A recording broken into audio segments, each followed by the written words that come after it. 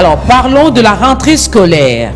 Les réalités sur terrain, mesdames et messieurs. Moi, ça m'étonne. Hein. Vous dites rentrée scolaire, mais vous ne dotez pas de ces écoles et de frais de fonctionnement. Vous fixez la date, mais vous n'accompagnez pas cette rentrée scolaire. C'est pas normal. Comment vous expliquez ça? Il y a rentrée scolaire, oui. Depuis 7 heures, des élèves sont là. Et pendant le rassemblement, il y a quand même le mot d'ouverture pour la rentrée scolaire. Et ce que j'ai remarqué est qu'il y avait beaucoup d'élèves. Ok. Lycée, là, on parle de lycée Kabamba. Il y a eu beaucoup d'élèves et il y a les sœurs qui disent que l'effectif là est vraiment très élevé par rapport aux années antérieures. Comment vous avez inscrit autant d'enfants, autant d'élèves, mais dans votre mot quand même de rentrée scolaire ou de bienvenue, vous plaignez encore qu'il y a beaucoup, l'effectif est vraiment... Comment vous expliquez ça? Ça, c'est dû à la gratuité. C'est dû à la gratuité. Je crois que Merveille vous donnera certainement les chiffres. C'est dû à la gratuité parce qu'il fallait... Gratuité égale Boya Kaka. Il fallait recevoir... Même si vous êtes à 1000, venez. L'école, on vous dira les conditions. Qu'est-ce qui fait qu'aujourd'hui, nous ayons beaucoup d'élèves comme ça au niveau des écoles? La raison est simple, c'est à cause de la gratuité. Sinon, ce que j'ai remarqué ailleurs, c'est que c'est un peu timide parce que vu la conjoncture, c'est compliqué. Hein? Une rentrée tourne autour de $300 de fourniture, habits et tout ça. Si vous faites le calcul, en tout cas. C'est par rapport à un enfant. Ouais. Moi, j'aimerais insister sur, au-delà de l'état de lieu, parce que le système éducatif congolais au rabais, que faut-il faire pour avoir un bon système éducatif? C'est là où nous devons réfléchir. Je ne sais pas si les autorités arrivent quand même à entendre les cris de nos cœurs lorsque nous passons ici On est ensemble, parce qu'on en a déjà parlé, Christian Emangué, sur ce plateau, concernant les systèmes éducatifs dans notre pays. On en a parlé, je crois, plusieurs fois, le lundi, le vendredi. On en a parlé. Est-ce que vous avez changé de Pascal? Non, quel est le problème? Je vous dis, il y a une structure de l'État qui soutient l'éducation nationale, qu'on appelle FPN, créée le 23 mars 2006. Même B1 doit payer une quotité pour cette structure-là. Toutes les chaînes de télévision, les radios, les hôtels, les matchs de football, local, national et international, il y a une quotité. Pourquoi ne pas faire en sorte que, oui, nous voulons une éducation de qualité avec des moyens. Chaque impôt que nous payons, $1 seulement va vers l'éducation. Vous allez voir, nous allons résoudre tous ces problèmes. Oh, l'enseignant est payé 30 000 francs. C'est là où j'en appelle aux autorités de la République. Nous devons réfléchir comment résoudre des problèmes dans ces pays. Parce que nous sommes dans un pays où partout, dans tous les secteurs, il y a toujours des problèmes, mais on ne met pas de bonnes politiques publiques pour arriver à résoudre. Donc on a un problème au Congo, c'est que après ce constat, on se rend compte que l'État n'est pas assez responsable. Je connais une dame, chaque année, ses enfants changent d'école. Pourquoi? Quand l'enfant fait 47-50%, l'école décide que l'enfant doit répondre, lui dit on va dépenser tout ça qui va à arroson à thé. Parce que comme ça, l'école, ça les bulletins, côté la classe supérieure. Voilà pourquoi, quand deux fois on reçoit des stagiaires ici, ils ont du mal à s'exprimer. C'est aussi aux députés. Non seulement les gouvernements, c'est aussi aux députés. Vous savez, il y a des commissions. La commission chargée de l'éducation socio-culturelle au niveau de l'Assemblée nationale et au niveau du Sénat. Quel est le rôle des députés nationaux? Quel est le rôle des sénateurs? Parce que dans un pays où on a un système éducatif au rabais, parce que on ne doit pas se voiler la face, qu'est-ce qu'on met en place comme politique publique pour relever les niveaux? On va essayer d'inviter officiellement les ministres de l'EPST. C'est ça, non? EPST. Alors, s'il sera dispo le lundi prochain, on va continuer parce que c'est le mois de septembre, le mois de la rentrée scolaire. Il y en a qui sont partis à l'école aujourd'hui, mais il y en a qui sont nombreux d'ailleurs, sont restés encore à la maison. Nombreux encore iront à l'école seulement dans une semaine. Tout simplement, pour quelqu'un qui ne veut pas être responsable de ce que l'autre a dit, il va dire quoi? C'est un opposant. Ouais. C'est tout. On va arrêter la conscience des autres à savoir quoi? Que le monsieur, n'est-ce pas qu'il est opposant? On sait qu'il est opposant, par exemple. Mais ce qu'il dit, est-ce que ce qu'il dit là est vrai ou faux? Vous avez construit, il paraîtrait, 250 écoles. Dites-nous dans quel coin du pays. Comme ça, au moins, on va maintenant envoyer les enfants beaucoup plus de ce côté-là. Hein? Et de ce côté ici, on va un peu alléger les choses. C'est ça le Congo. C'est-à-dire que l'homme politique congolais, je ne sais pas quelles sont les priorités de l'homme politique congolais. Ailleurs, on investit dans l'éducation. Dans l'éducation. Dans l'éducation. Et l'éducation, c'est là la base aussi. L'éducation nous aide aussi à bien voter pendant les élections. Un peuple qui n'est pas bien éduqué, qui n'est pas bien instruit, n'arrivera pas à bien voter aussi. Ils ont repris les Ils ont chemins de repris. l'école. Ah, l'école, là, a repris, mesdames et messieurs. Pascal Kambale, ça va? Oui, assez bien. Bonjour, merci pour Chers l'invitation. parents. Oui, Saint-Édouard, toujours. oui, d'ailleurs, je viens de là ce matin. Les élèves sont là, mais c'est La timide. rentrée, elle est effective, Mais hein? timide, hein, timide, Ah, timide. ok. Mais il y a des choses qu'on va dire, qu'on demandera au gouvernement. Quand on dit rentrée, hein, il faut accompagner cette rentrée scolaire-là. Il ne faut pas décréter un jour le 5 septembre alors que les écoles n'ont même pas de frais de fonctionnement. On en parle. Oui, on va en parler dans le détail. Moi, ça m'étonne. Hein. Vous dites rentrée scolaire, mais vous ne dotez pas ces écoles de frais de Vous fonctionnement. fixez la date, mais vous n'accompagnez pas cette rentrée scolaire. c'est pas normal, Comment ça. vous expliquez ça? Madame Merveille, Chimoun, bienvenue sur ce plateau. C'est une première pour vous de passer dans On est ensemble. Exactement, merci. Bonjour Bienvenue. à vous. Au moins, je me sens un peu équilibrée. Il y a une dame sur ce plateau parce que ça n'arrive pas tous les lundis. Hein. Ok. Tous les lundis, je suis abandonnée ici, je suis la seule.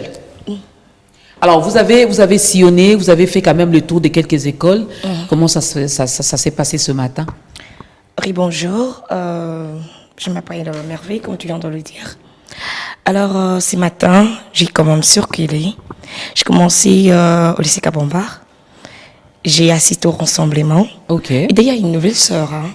Il y a une nouvelle sœur. Alors, c'était aux alentours de 7 heures. Oui, 7 heures. La sœur s'appelle Judith.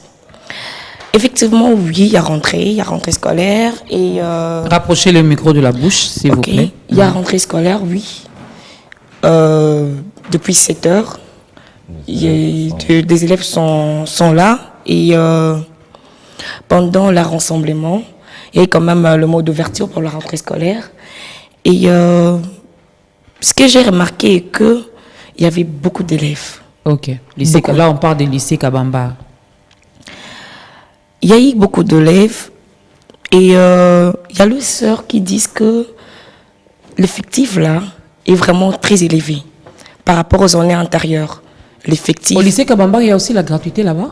Oui, Ok. il y a la gratuité. Ok. Beaucoup d'élèves, mais ils ont accepté ces élèves-là, ils ont accepté ces élèves. Ce n'est pas les jours J qu'ils vont commencer à dire qu'il y a beaucoup d'élèves. Hein. Je ne sais pas comment ça se passe. Pascal va nous aider avec Christian et Mango. Boaz, l'enfant est dans une école privée. Là, au moins, le nombre est vraiment réduit et respecté. Ça va, chers parents? L'enfant est allé à l'école ce matin? Merci beaucoup. L'enfant est allé à l'école. Ça va très bien. Et bon, là, comme on dit, il n'y a pas de problème. Et je pense que dans le baladeur, lui-même, il va dire comment il a trouvé. Parce que comme on ne pouvait pas prendre l'enfant de quelqu'un d'autre, donc il a essayé de raconter ce qu'il pouvait raconter. Sinon, ce que j'ai remarqué ailleurs, c'est que c'est un peu timide parce que, vu la conjoncture, c'est compliqué. Hein. Une rentrée tourne autour de $300 de fourniture, habits et tout ça. Si vous faites le calcul, en tout cas. C'est par rapport à un enfant. Ouais, moi, quand j'ai essayé de me préparer avant de commencer, bon, au minimum, tu peux réduire jusqu'à 150, 200, mais quand tu es à l'aise, quand tu veux qu'il ait tout, tu es autour de 300. Donc, en plus de les frais qu'on paie encore dans nos écoles, c'est un peu compliqué. Alors, la rentrée n'est pas facile. On a fait parler des parents qui malheureusement ne sont pas là, mais qui l'ont dit aussi que la rentrée n'est pas facile. Pour les parents, le mois, le loyer, hein, surtout le mois de rentrée. Voilà. Mois, Il y a beaucoup de loyer, choses qui tous entrent les en biens, jeu. essence, tout ça, c'est un mois d'asphyxie. Hein. Donc c'est peut-être après ce mois-là qu'on se sent bien. D'autres aussi échelonnent, ils essaient d'acheter les choses avec le temps. C'est-à-dire, l'enfant commence, on paye, il a ne fût-ce que l'habit, le sac et tout, les cahiers, et avec les semaines qui continuent, on continue à ajouter jusqu'à ce qu'il ait toutes ses fournitures. Mais on ne peut pas faire tout avant, des fois c'est compliqué. Alors, je pose la question, avant qu'on parle même d'accompagner cette rentrée scolaire, comme le disait tout à l'heure Pascal, mais il y a quand même dans ce que Merveille a dit, la rentrée scolaire. Je prends juste un exemple du lycée Kabambar, pardon. Comment vous avez inscrit autant d'enfants, autant d'élèves, mais dans votre mot quand même de rentrée scolaire ou de bienvenue, vous plaignez encore qu'il y a beaucoup, l'effectif est vraiment... Comment vous expliquez ça, Christian Emango? Avec la gratuité, Pascal, toi qui soutiens, qui salue la gratuité, Christian Emango, on ne peut pas réduire l'effectif dans des écoles publiques? Oui, je pense que Merveille vous parlera un peu plus des détails sur l'effectif qu'elle a constaté dans les écoles. Mais ça, c'est dû à la gratuité. C'est dû à la gratuité. Je crois que Merveille vous donnera certainement les chiffres. C'est dû à la gratuité parce qu'il fallait... Gratuité égale Boya Kaka. Il fallait recevoir... Même si vous êtes à 1000, venez. L'école, on vous dira les conditions. Qu'est-ce qui fait qu'aujourd'hui, nous ayons beaucoup d'élèves comme ça au niveau des écoles? La raison est simple, c'est à cause de la gratuité. À l'école primaire, jusqu'à l'école primaire en tout cas, c'est la gratuité totale. Quand bien même j'ai eu à discuter avec certains syndicalistes, tant ceux qui sont... ceux qui ont lancé les mouvements de grève que ceux qui n'ont pas lancé des mouvements de grève. Tantôt, c'est 30 000 francs la prime sur la gratuité, tantôt c'est 50 000 francs la prime sur la gratuité, mais d'une manière ou d'une autre, 30 000 et 50 000 francs, ça ne représente rien. Soit c'est 15 $, soit c'est 25 $. Donc ce n'est pas grand-chose. Il y a certains enseignants dans certains coins, et je veux dire en particulier ici du centre-ville, qui ont la prime pour la gratuité à 250 000 francs, alors que d'autres, dans d'autres coins du pays, n'en ont que 30 000 ou 50 000. Donc c'est quand même très peu, mais c'est la gratuité. Il fallait suivre les directives du gouvernement, il fallait s'y imprégner, il fallait se comporter tel. Et c'est la situation que nous avons aujourd'hui, ce sont les réalités sur terrain de cette rentrée scolaire. Pascal. En fait, moi j'aimerais saluer tout d'abord tous les élèves qui sont rentrés, malgré les difficultés que les parents passent, parce qu'il y a certains parents qui n'ont même pas encore acheté, ce qui est anormal dans un pays où il y a la gratuité de l'enseignement de base, donc l'enseignement primaire. Moi j'aimerais insister sur, au-delà de l'état de lieu, parce que le système éducatif congolais est au rabais. Que faut-il faire pour avoir un bon système éducatif? C'est là où nous devons réfléchir. Parce qu'au Congo, j'ai vu le matin là où je suis allé, en deuxième primaire, c'était déjà 71 élèves dans la salle. Heureusement, c'est là où j'ai amené des bancs. Voilà. C'est-à-dire qu'il y a eu des bancs et il y a eu les élèves qui sont venus. Allez-vous empêcher les enfants à étudier? Le vrai problème, c'est quoi? Comment résoudre les problèmes au niveau de l'enseignement primaire et secondaire? C'est là où j'en appelle au gouvernement. Il nous faut des bonnes politiques. Parce qu'on nous dira qu'il n'y a pas de moyens. Alors que le Congo a presque tout. Nous devons mettre des bonnes politiques publiques. Lorsque vous dites la gratuité, là c'est à l'école Saint-Édouard.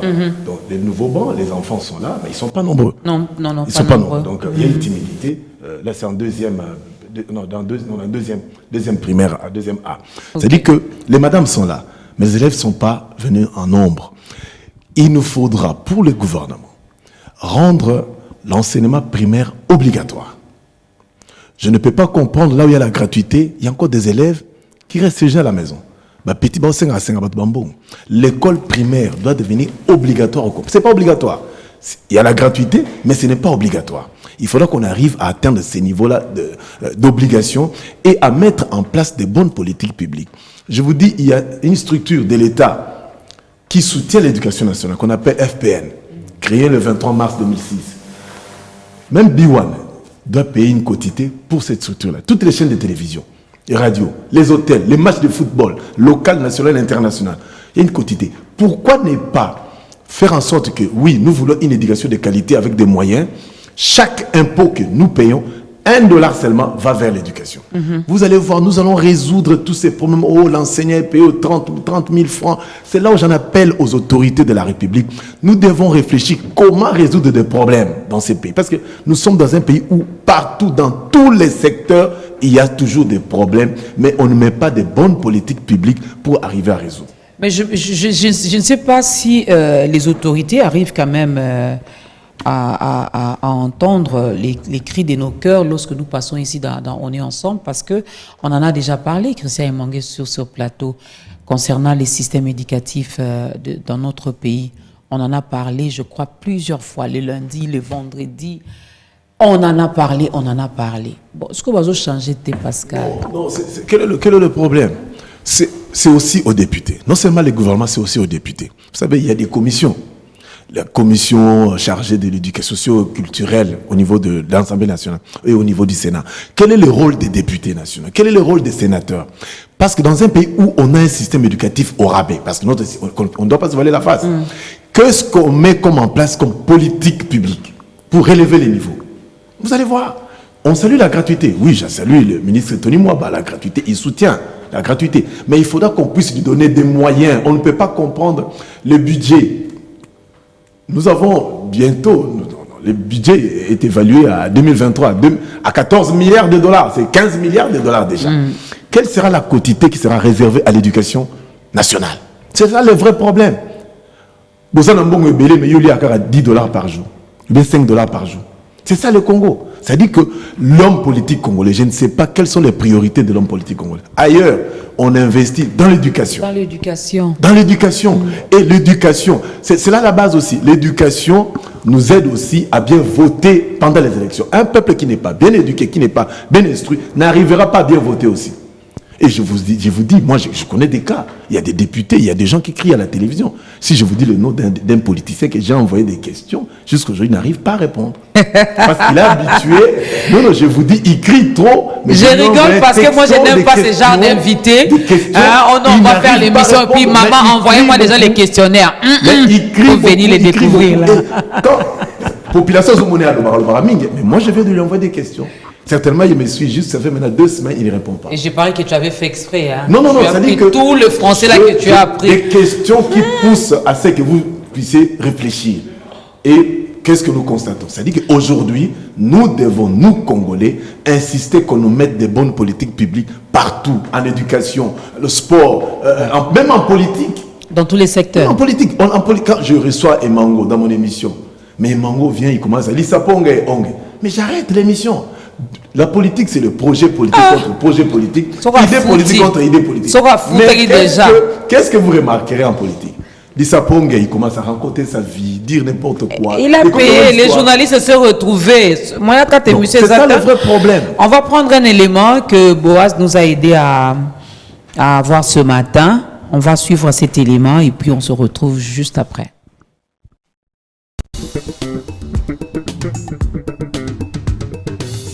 Bon, je suis prêt, mais je suis là surtout parce que j'ai envie de voir mes amis d'abord. Hein. Ça fait quand même hyper longtemps, donc il faut comprendre que j'ai envie de les voir. Parce que je voulais que les vacances durent encore un peu. Mais oui, je pense quand même que je peux y arriver. Les vacances se sont bien passées, j'ai fait de bonnes choses quand même. Je me suis bien occupé avec mes montages et tout, donc voilà. Il y a quand même un gros besoin de l'éducation des enfants. On a besoin de les éduquer, on a besoin de les amener à l'école. Ceux qui font grève, en même temps, il faut aussi se mettre sur le point de vue des professeurs, puisque les professeurs, ils font grève, puisque c'est l'État qui ne les paye pas bien. Donc voilà, ça revient toujours au même sur les aristocrates et tout et tout. La rentrée à double vitesse, les privés ont commencé, mais les amis du public, ils commencent toujours par la grève, parce que chaque année, c'est toujours comme ça. Chose qu'on n'accepte pas, qu'on déplore, parce qu'il fallait que l'État prenne ses dispositions pour que des choses comme ça ne se répètent pas toujours. Les amis commencent en retard et puis ils sont toujours en retard avec les programmes, ils n'arrivent pas à terminer les programmes à temps et ça pose problème pour la formation de nos enfants, ce qui n'est pas bon. Si l'État pouvait respecter ses engagements, honorer ses engagements pour les écoles publiques, ça peut bien marcher. Au lieu que les privés commencent, les publics... L'école, quand on dit école, c'est l'État. Bien que les privés viennent appuyer l'État, mais c'est d'abord l'État. L'État qui doit prendre ses engagements au sérieux.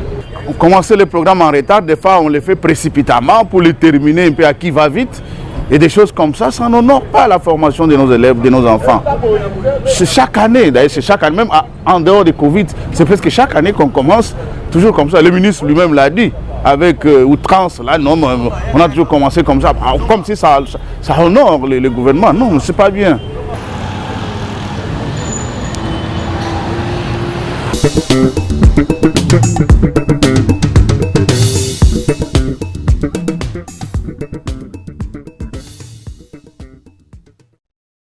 Merci beaucoup. Vous avez vu l'élève Yotam Agalia qui s'est donc s'exprimer. Lui, il est content. Il est content de retrouver ses amis. Il a dit qu'il a passé des très bons moments pendant les vacances. Il a fait beaucoup de choses, mais là, il était content de retourner sur les chemins de l'école. Il va retrouver ses amis, il va étudier, il va apprendre. Oui, ne moi nazoloba. Na esengo. Ya otinda moi na classe. So ba tonton ba tantine musuto ya mara awa yo sa stage. Rentrée scolaire, réalité sur terrain. Madame Merveille, tu étais sur terrain. Tu as vu ce que tu as vu. Bon, on ne va pas faire la pub du lycée Kabambar ici, mais à part cette école, tu as visité une autre école. Comment ça s'est passé? Effectivement, on paye à gratuité. Pascal, qu'est-ce que vous avez constaté d'autre sur le terrain? En fait, depuis ce matin, j'ai quitté, en venant de chez moi à la maison, j'ai atterri sur un pont Willery. Okay. Déjà, il n'y a pas de taxi, il n'y a pas de transport. En pleine rentrée. Oui, en pleine rentrée, il n'y a pas de transport. Et il n'y a pas vraiment... Vous voyez, en fait, à l'époque, c'était la rentrée scolaire. Hein. On le sentait. Oui, on sent que c'est la rentrée scolaire. Mais sauf que là, je sors, je vois déjà, il était 7h30. Personne. Oh oui, sur mon avenue, j'ai croisé un petit garçon avec sa maman, mais il était un peu malheureux, on pourrait dire. Alors, qu'est-ce qui s'est passé? J'arrive sur le rond-point Willery. Je croise beaucoup de motards et peu de taximens. Du coup, je dis, je dois avancer vers le FASIC. Ok. Juste pour prendre un taxi. Rapprocher le micro. De rond-point Willery. Pour arriver juste sur Access Bank. Et que je fasse IFASIC pour arriver Notre-Dame de Fatima. Ok. Je vous dis, il n'y a pas de transport. Je prends un motard, je lui dis Access Bank, IFASIC, 4 000 francs. Je dis pardon, 4 000 francs. Est-ce que les élèves prennent les mêmes trajets? Je crois, il y en a qui étudient. Comme elle a dit, s'il y a des élèves qui doivent quitter peut-être Lingouala, Baya vers Fatima.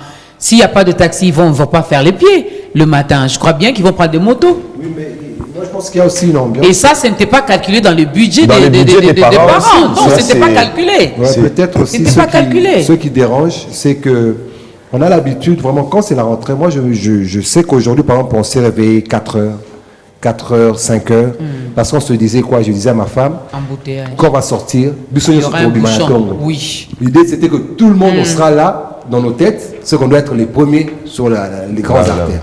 Alors je me suis dit non, comme on doit être les premiers sur la grande route, alors autant qu'on soit les premiers vraiment. 6h juste, on a quitté. On sort déjà. Mais oui, malgré qu'on est tous en Moutoka, le problème c'est que chemin faisant, on n'a pas senti l'engouement là. Non. Hein, on n'a pas vu beaucoup d'enfants en tenue, parce que des fois c'est eux-mêmes les plus grands, tout ça, on les voit vraiment en masse, et puis transport, comment on a plus privilégié les enfants, et ainsi de suite. Les motards même, ceux qui font les tours dans les quartiers, vous sentez que les années passées, tout ça, mais on n'a pas senti ça. Et ça, c'est vrai, même dans mon quartier. On n'a pas senti ça, c'était un peu froid.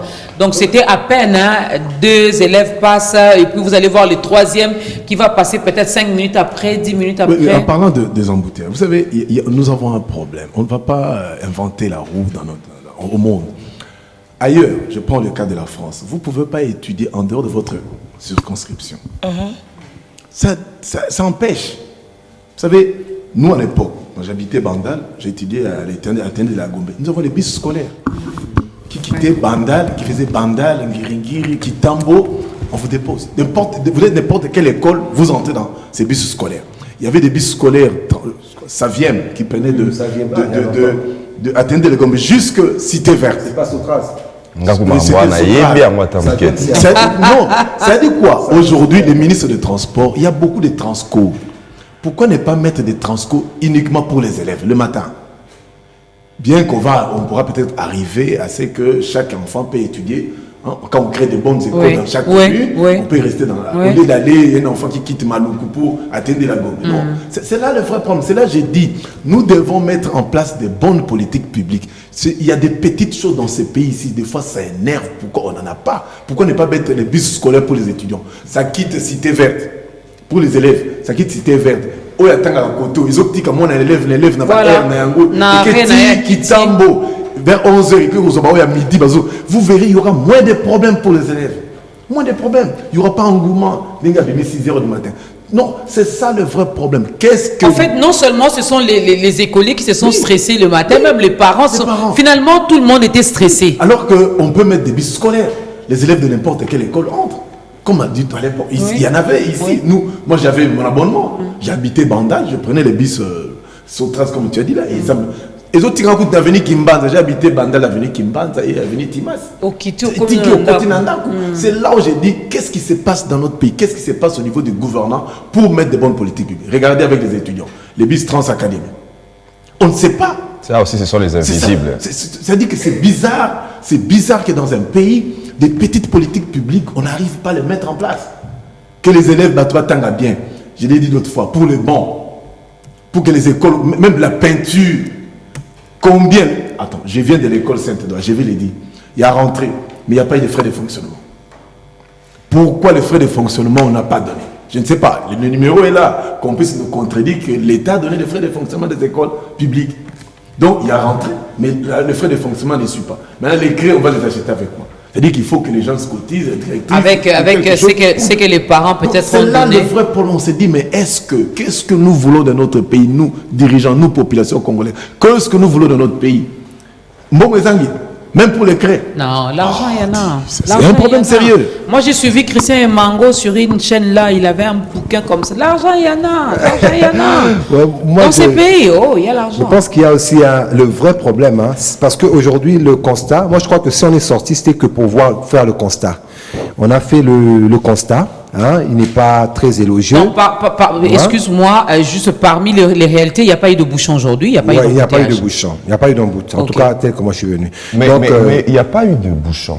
Non, il n'y en a pas eu. Mais qu'est-ce qui a fait que le transport soit difficile? Il y a contrôle. Ah, il y a contrôle pour les taxis, les transports en commun. Ah, d'accord, voilà. Voilà. Donc, mais on a fait ça les jours même de la rentrée. Exactement. Donc, on a un problème au Congo. C'est que, après ce constat, on se rend compte que l'État n'est pas assez responsable.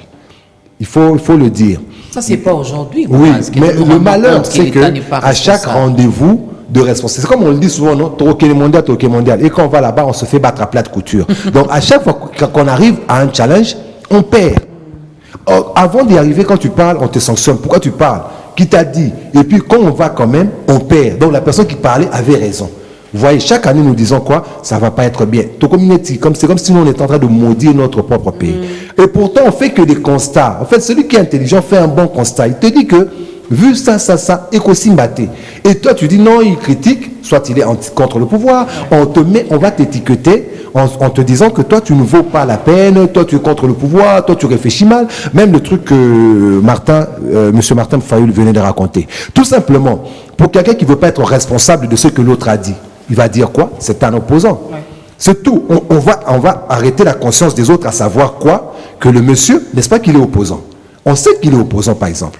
Mais ce qu'il dit, est-ce que ce qu'il dit là est vrai ou faux? Vous voyez, la vérité s'oppose à tout mensonge. Donc si tu es dans le mensonge, cette chose va toujours s'opposer à toi. C'est ça le vrai problème qu'on a. Au Congo, quand on dit que l'État n'est pas responsable, il y a des frais de fonctionnement. Tu veux que ton enfant aille à l'école, tu ne payes pas le Minerval, par exemple. Comment il va aller à l'école? Tu veux que l'école fonctionne, tu ne donnes pas les frais de fonctionnement. Comment l'école va fonctionner? Donc on a ce problème au Congo RDC. L'État se targue de pouvoir faire des choses qui sont dans lesquelles il est dans l'impossibilité. Hein? On veut que les enfants aient à l'école, et eux-mêmes, ils ne savent pas. Moi, quand on revient, pour que je chute vraiment, quand on revient sur la gratuité, j'ai fait une analyse simple. On avait des écoles avec peu de gens. Déjà, l'éducation n'était pas au niveau. Admettons que nous étions à 50% de niveau d'éducation.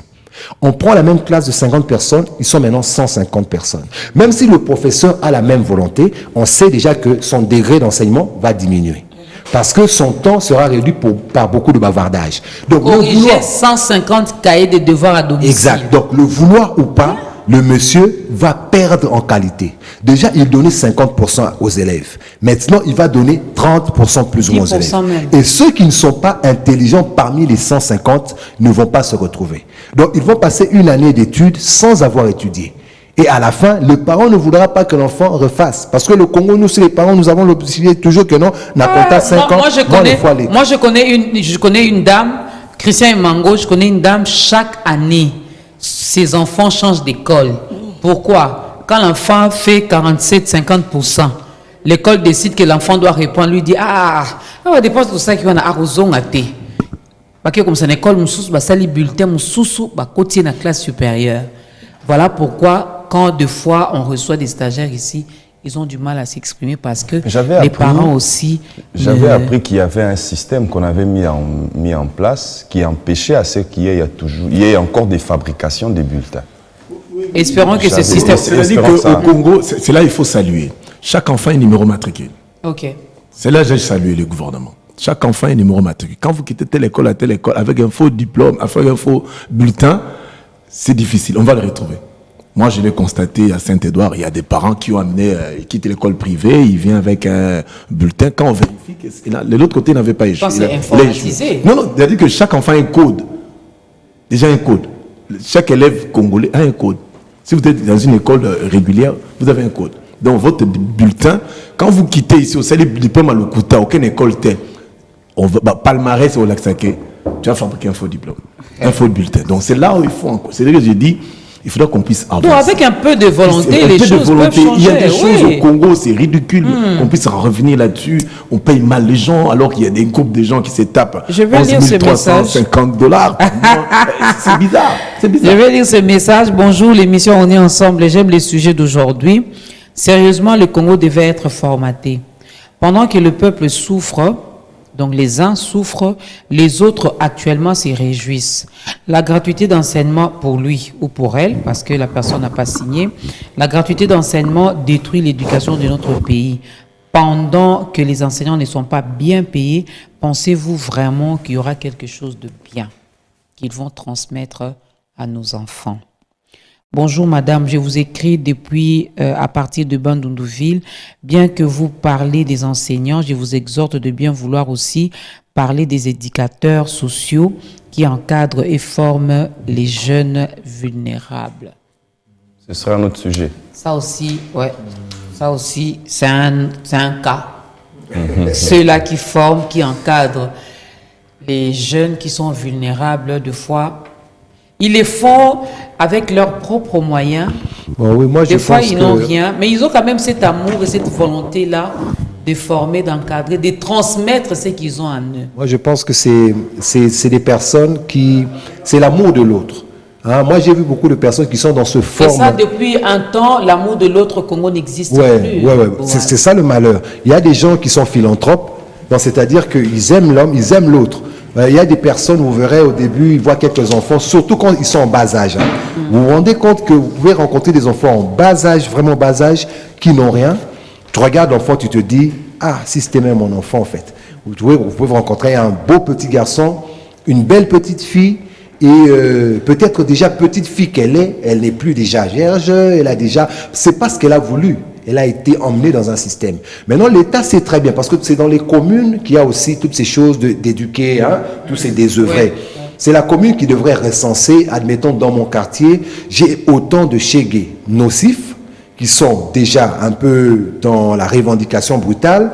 J'ai autant de personnes qui sont quand même pas nocifs. Le bourgmestre te dira qu'il n'a pas de moyens. Oui, mais seulement lorsque vous savez les quantifier, vous pouvez dire que par exemple j'en ai 200. Mais dans les 200, il faut aller chercher dans les familles, ceux qui sont les petits enfants de rien là. Papa, pourquoi moi Zaka Libanda? Au moins avoir causé avec eux. Hein, c'est là pourquoi moi Zaka Libanda? Pourquoi on dit pas aux Alibanda?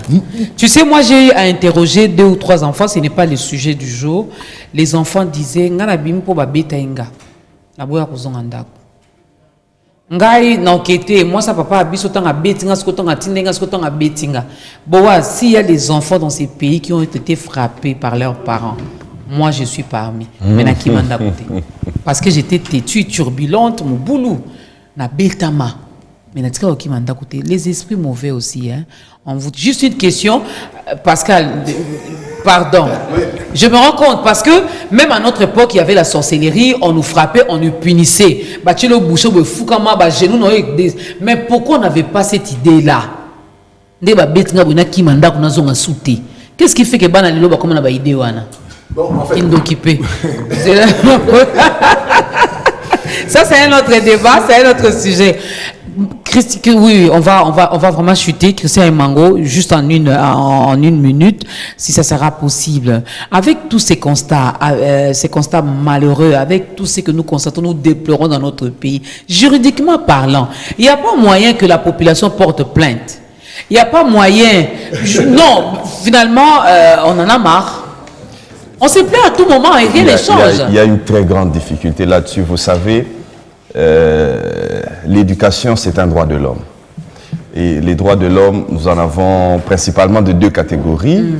Il y a les droits et libertés individuelles et publiques. Et puis l'autre catégorie, ce sont les droits économiques. Or, les droits à l'éducation, c'est les droits économiques, socioculturels. Les droits à l'éducation, c'est un droit social. Et la difficulté que nous avons toujours avec ce droit-là, c'est que, à la différence, par exemple, vous savez, s'il n'y a pas élection, vous pouvez revendiquer.